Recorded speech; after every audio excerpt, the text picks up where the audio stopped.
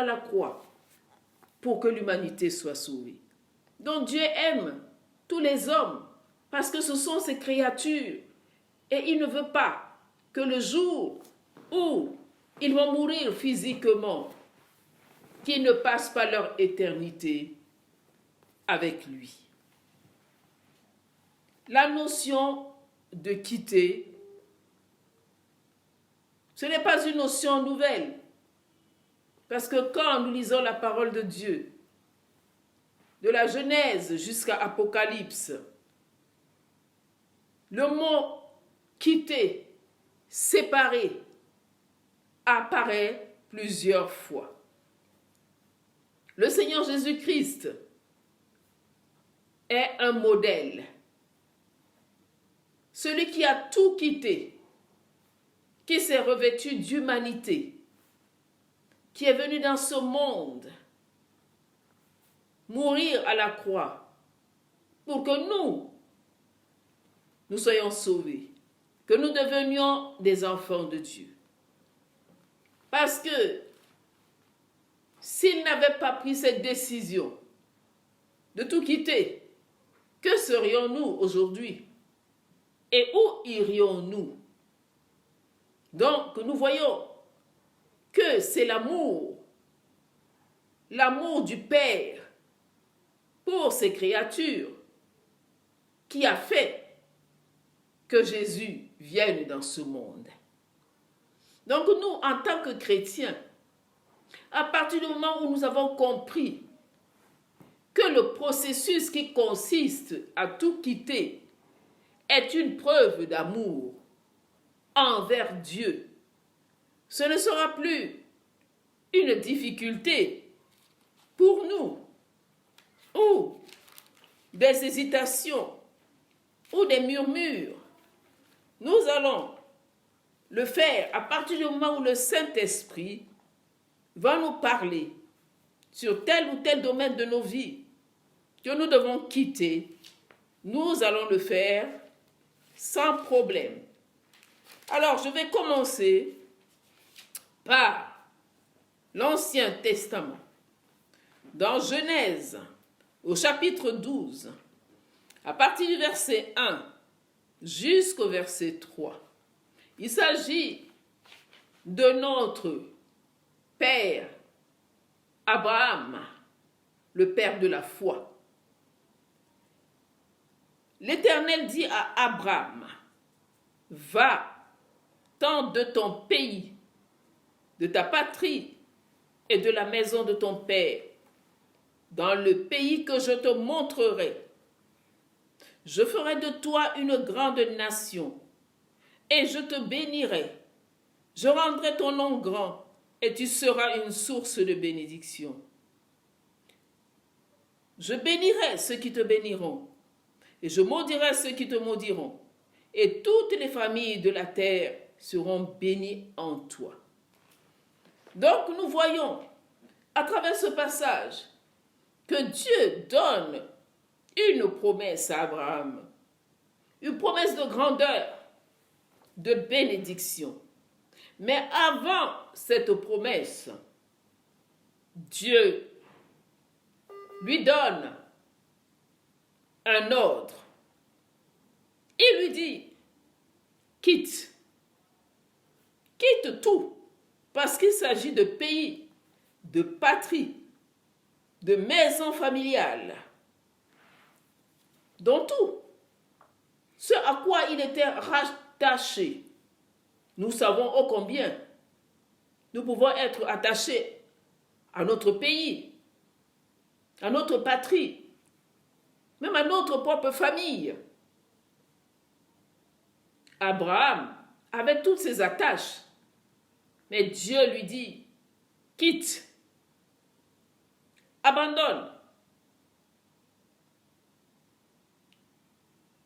Je vais te conduire quelque part. Il veut rassurer Abraham que je suis avec toi.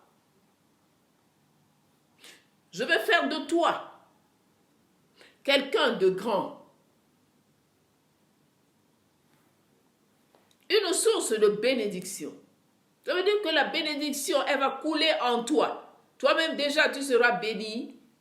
Et cette bénédiction va couler pour toucher d'autres personnes. Donc nous voyons qu'à cette promesse est liée une obéissance. Dieu ne veut pas qu'on lui obéisse à moitié. Avec Dieu, tout est total. Donc, obéissance, bénédiction. Nous pouvons aussi le voir dans Deutéronome 28, où Dieu dit que si tu obéis à mes commandements, voilà les bénédictions que tu auras. Donc nous, en tant que chrétiens, il est très important que nous puissions comprendre que quand nous obéissons, mais c'est pour notre bien, parce que c'est nous qui allons bénéficier des fruits de l'obéissance. Les autres qui sont autour de nous, après. Dans Jérémie 15, au verset 19, la parole de Dieu dit, si tu sépares ce qui est précieux de ce qui est vil, je ferai de toi ma bouche. Dieu parle à son serviteur Jérémie. Parce qu'il est très important que nous sachions qu'est-ce qui est vil. Ça veut dire que ce qui n'apporte rien du tout et ce qui est précieux, ce qui nous fait du bien. Donc, nous devons séparer, choisir ce qui est précieux. Et nous, en tant qu'enfants de Dieu, qu'est-ce qui est précieux pour nous? C'est Jésus-Christ. C'est ce qui est précieux. Parce qu'en Christ, nous avons tout pleinement. Nous devons nous éloigner de tout ce qui nous apporte rien, de ce qui ne nous édifie pas, qui ne nous fait pas grandir, qui ne nous aide pas à rentrer dans les destinées que Dieu a préparées pour nous. C'est nous qui devons le faire. C'est notre responsabilité. La vie chrétienne est une vie de responsable. Les irresponsables n'y trouvent pas leur compte. Parce qu'ils sont toujours en train d'accuser. Si ce n'est pas le diable, ce sera le voisin. Si ce n'est pas le voisin, ce sera même Dieu. Parce qu'il nous arrive souvent d'accuser même Dieu. Donc de trouver des boucs émissaires. Alors que celui qui est responsable, quand il est face à une situation, quand il voit les conséquences, le responsable reconnaît que c'est parce que j'ai désobéi. C'est pour cela que je suis en train de vivre telle situation aujourd'hui. Alors, je reconnais que j'ai péché contre le ciel et contre Dieu. Comme David, on peut le lire dans les psaumes. Il reconnaissait. Il dit, je reconnais que ce que je vis, c'est de ma faute. Ne me tue pas, mais pardonne-moi. Parce que tu es un Dieu de compassion. Aie pitié de moi. Un responsable assume ses actes. Il assume ses choix. Et c'est ce qui nous manque aujourd'hui dans l'Église. Alors, après Abraham, nous voyons l'histoire de Joseph, que nous connaissons tous. Joseph, il n'avait que 17 ans. Et Dieu était déjà en train de lui révéler sa destinée. Une destinée extraordinaire, de gloire, Et il en parlait. Dieu ne lui avait pas dit d'aller en parler. C'était aussi son problème. Il en est aussi parfois de nous. Parce que nous parlons trop. Nous devons parler quand Dieu nous dit de parler. S'il ne nous donne pas l'ordre, nous devons fermer nos bouches. Joseph, il a commencé à raconter sa petite histoire. Et qu'est-ce que ça a créé dans les cœurs des autres? La jalousie. Et c'est aller plus loin. Parce que dans leur cœur, ils ont commencé à mettre un scénario en place. La destruction de Joseph. Il fallait qu'il disparaisse. Ce songeur, c'est celui-là à qui Dieu parle, alors qu'il y a des aînés dans la famille. C'est à ce petit-là, il faudrait qu'il disparaisse. Dieu voudrait que nous puissions discipliner nos bouches, parce que nous ne savons pas à qui nous parlons, à qui nous révélons les choses que Dieu nous a promis. Parce que le cœur de l'homme est tortu. Il n'y a que Dieu qui voit le cœur de l'homme. C'est pour notre bien que nous devons demander au Saint-Esprit de discipliner nos bouches pour éviter des problèmes, pour ne pas créer des sentiments de jalousie et de haine dans les cœurs des autres, qui n'ont pas encore compris que la destinée, elle est individuelle et que c'est une grâce. C'est Dieu qui choisit ce qu'il doit faire dans nos vies parce qu'il est souverain. Maintenant, le coup est monté. Il faudrait qu'on élimine Joseph. Mais comme Dieu était au contrôle de la vie de Joseph, il n'a pas été éliminé. Il s'est retrouvé en Égypte comme un esclave. Donc, nous voyons que Joseph a quitté sa patrie. Il a quitté sa famille, mais dans des circonstances qui auraient pu entraîner sa mort. Mais la main de Dieu était sur lui. On peut imaginer quels sont les sentiments que Joseph avait dans son cœur. La peur, la tristesse, peut-être l'angoisse. Mais à travers tous ces sentiments qu'il a vécus, ses frères étaient en train de le propulser vers sa destinée.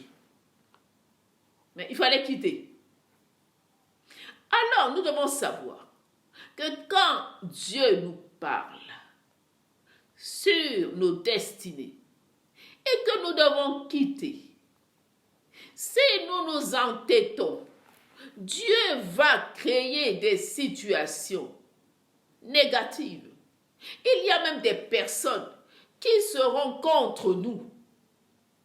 Donc, pour que nous puissions quitter pour aller dans les destinées que Dieu a préparées pour nous.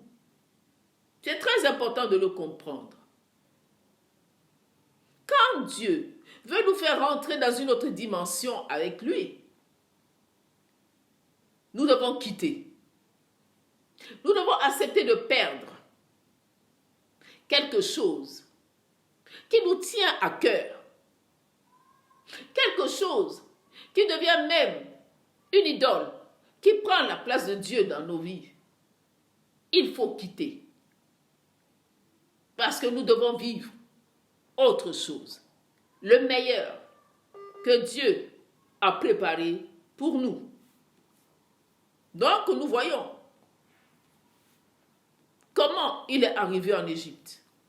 Et c'est là où la promesse de Dieu s'est accompli. Et quand nous lisons la parole, quand ses frères sont arrivés en Égypte et que le processus du pardon dans son cœur a été achevé, qu'est-ce qu'il a dit à ses frères? Vous ne devez pas avoir peur. Vous ne devez pas avoir des remords. Ce que vous avez fait, c'était pour me conduire là où je devais être. Pour que vous aussi, vous puissiez profiter de cela. Parce que j'allais devenir une source de bénédiction pour vous. Donc il nous arrive des situations que nous mettons sur le compte du diable. Alors que ce n'est pas le cas. C'est Dieu qui est derrière ces situations parce qu'il veut nous conduire dans le meilleur. Et nous ne pouvons pas rentrer dans ce meilleur si nous avons le médiocre. Et ce médiocre, c'est le fait d'avoir mis quelqu'un, quelque chose à la place de Dieu. Donc Dieu n'a pas changé. Il est le même aujourd'hui, hier, éternellement. Nous allons voir dans le Nouveau Testament, dans Jean 3,16, Dieu a tant aimé. Il a tant aimé le monde, mais qu'il a donné son Fils unique, afin que quiconque croit en lui ait la vie éternelle. Il a donné son Fils. Il fallait bien qu'il se sépare de son Fils. Et il fallait que le Fils y quitte le Père pour qu'il vienne sur cette terre mourir pour que l'humanité soit sauvée. Il a quitté la gloire. Il s'est revêtu d'humanité afin que nous soyons ce que nous sommes aujourd'hui. Je peux vous dire que la séparation d'un homme, d'une femme, de quelque chose que nous aimons, va toujours créer une souffrance en nous. Je peux vous dire que même quand il s'agit des personnes qui nous créent du tort, la séparation devient même un soulagement.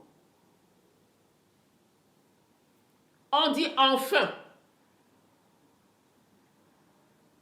Enfin, il était bien temps que Dieu me sépare de ces personnes.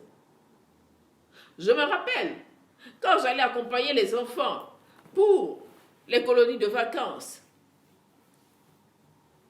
nous étions plusieurs mères sur les quais de la gare. Et quand le train démarrait, nos enfants, eux, ils étaient là en train de nous faire des signes. Ils étaient tout contents de partir. Et puis ce sont les mères qui pleuraient. Les enfants, eux, ils étaient contents. Et nous, on pleurait. Au lieu d'être contentes que nos enfants sont contents. Mais nous, on pleurait pourquoi? Parce que pendant 15 jours, on ne va pas les voir. Alors que là, ils vont en colonie de vacances, ils vont revenir. Parce que nous sommes habitués à eux. Et peut-être que dans nos cœurs, ils ont tellement d'importance. Là, je ne connaissais pas encore le Seigneur. C'est comme si tout mon monde s'effondrait. Alors que ce n'était pas pour toujours. Et certainement, il devait se demander, mais pourquoi elle pleure celle-là? Et peut-être que je devais même les énerver. La séparation. Et ce qui fait que, à peine quelques heures, il fallait téléphoner pour savoir Est-ce que vous êtes bien arrivés? Mais ça fait à peine quelques heures qu'ils sont partis. Et après tous les jours, il fallait téléphoner X fois. Il fallait écrire la séparation. Mais étant dans le Seigneur, étant servante de Dieu, il a fallu que Dieu me dise, quitte-les. Cela n'a pas été facile. Mais à cause de l'amour de Dieu dans mon cœur, j'ai dit, Seigneur, aide-moi. C'est difficile. Aide-moi parce que je t'aime. Je vais les quitter. Ça ne veut pas dire que je ne les aime pas. Mais la place qu'ils avaient dans mon cœur, cette place a été prise par Dieu. Et eux, Dieu me les a prêtés. Ma vie ne dépend pas d'eux. Ma vie dépend de Dieu. Et cette séparation, c'était pour leur bien. C'était pour leur bien. Parce que ça leur a permis de grandir, de prendre des responsabilités, d'assumer tout ce qui pouvait poser comme acte positif ou négatif dans leur vie. Ça leur a permis de grandir. Cette séparation, elle a été bonne pour tout le monde. Même pour moi. Ça m'a fait du bien. Je me suis sentie libre. Et j'ai aussi grandi. Comme eux, ils ont grandi. Donc Dieu nous veut toujours du bien. Nous avons affaire à un Dieu jaloux. Il nous aime tellement. Dieu a tant aimé. Toi, moi. Nous devons toujours nous rappeler de ce temps. Quand je me lève le matin, je dois réaliser que Dieu m'aime tant. La journée, le soir, la nuit. Dieu m'aime tant. Il ne m'aime pas seulement, mais tant. À un tel point. Parce que j'ai de l'importance pour lui. Parce que je suis précieuse pour lui. Je suis la prunelle de ses yeux. Je suis sa fille. Je suis son fils. Je suis son héritier.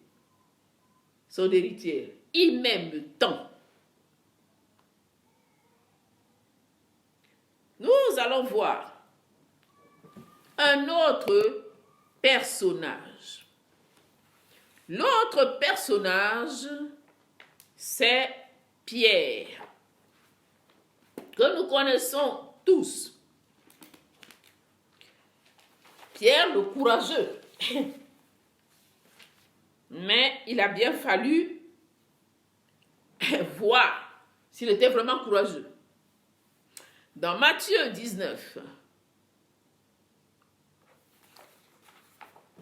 à partir du verset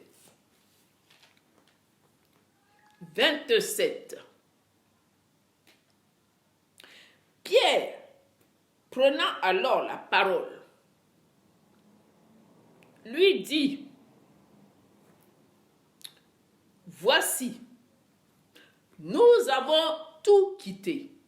Pierre n'a pas dit, moi j'ai quitté. C'est lui qui était le porte-parole de tous les autres, des trouillards. Donc c'était lui le plus fort, le plus courageux, le plus zélé, qui pouvait aller devant Jésus, affronter Jésus. Certainement qu'ils ont dû discuter entre eux. On ne peut imaginer ce qu'ils ont pu dire. Alors le porte-parole arrive, il dit, nous avons tout quitté et nous t'avons suivi. Qu'en sera-t-il pour nous? Qu'est-ce que nous nous avons gagné à te suivre, ça nous a apporté quoi? Incroyable. L'homme. Pour dire, j'ai tout quitté, je t'ai suivi. Qu'est-ce que ça m'a apporté? Oui, il y a des chrétiens qui raisonnent ainsi et qui osent même le dire. J'ai tout quitté à cause de Dieu. J'ai tout perdu à cause de Dieu. Mais je n'ai rien gagné. Je n'ai que des problèmes, que des difficultés.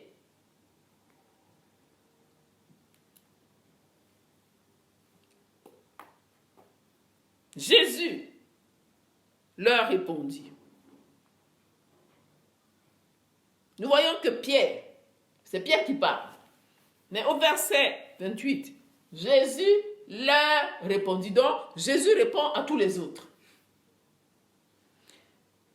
Je vous le dis en vérité.